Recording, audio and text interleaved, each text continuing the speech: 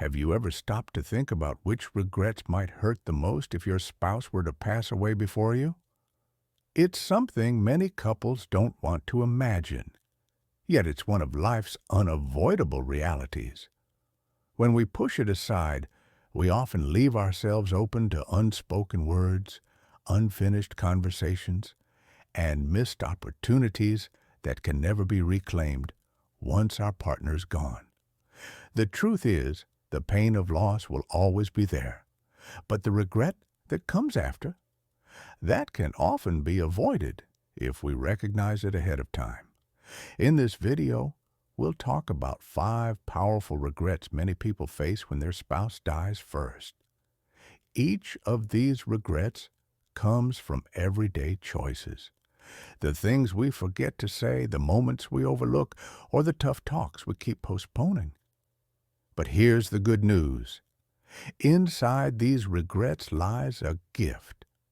The chance to recognize them now while you still have time to live differently, love more openly, and prepare your heart for whatever the future may hold. Stay with me until the end, because once you understand these 5 regrets, you'll not only appreciate your marriage more deeply today, but you may also save yourself from carrying heavy sorrow tomorrow. By the end of this video, you'll have the clarity and courage to live with fewer regrets and greater love. Let's begin. Number 1, not expressing enough love and appreciation. One of the most painful regrets people face is realizing just how many loving words went unsaid. After years together, it's easy to fall into routines, sharing meals, doing chores, talking about family matters, while forgetting to say the simplest and most important things. I love you. I'm grateful for you. You make my life better. When those words are left unspoken, their absence can be felt deeply once your partner is gone, leaving a longing that can never be filled. Many people assume their spouse already knows how they feel, but research shows that verbal affirmation strengthens bonds, eases insecurities, and builds emotional closeness. Words are not just sounds. They're proof of love made visible.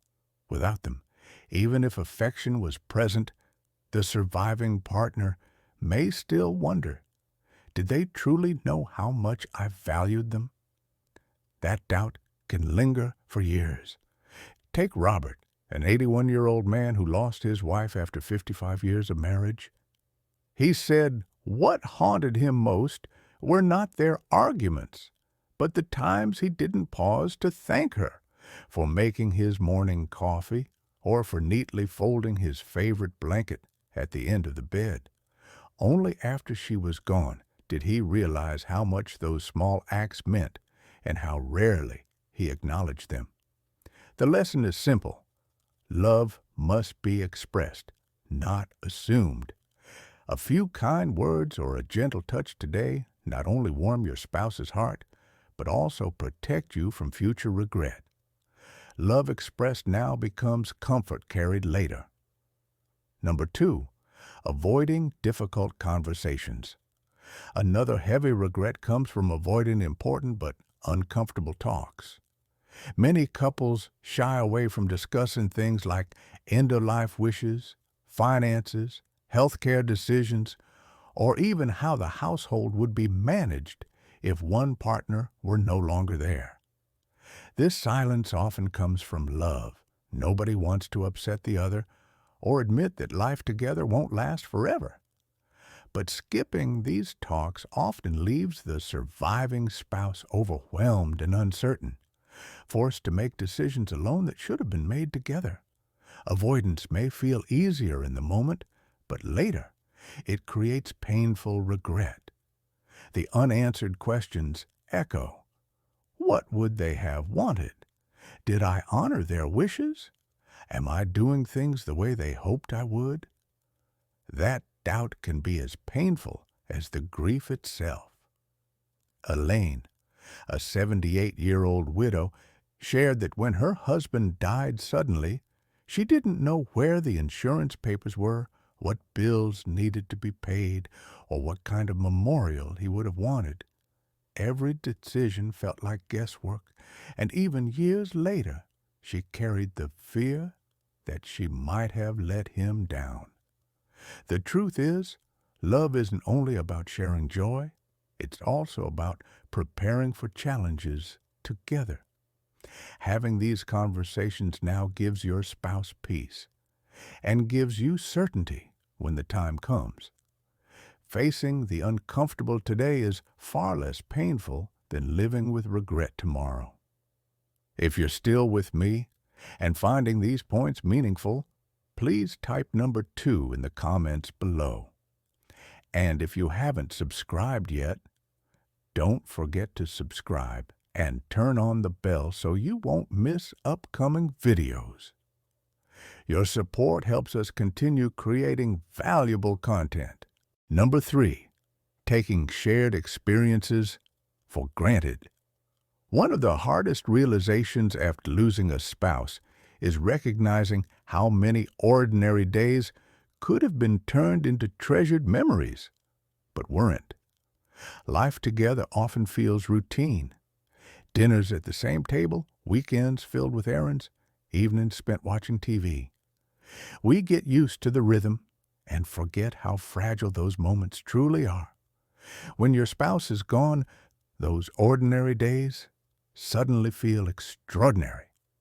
From a psychological standpoint, humans adjust quickly to comfort. We assume there will always be another trip, another walk, another conversation.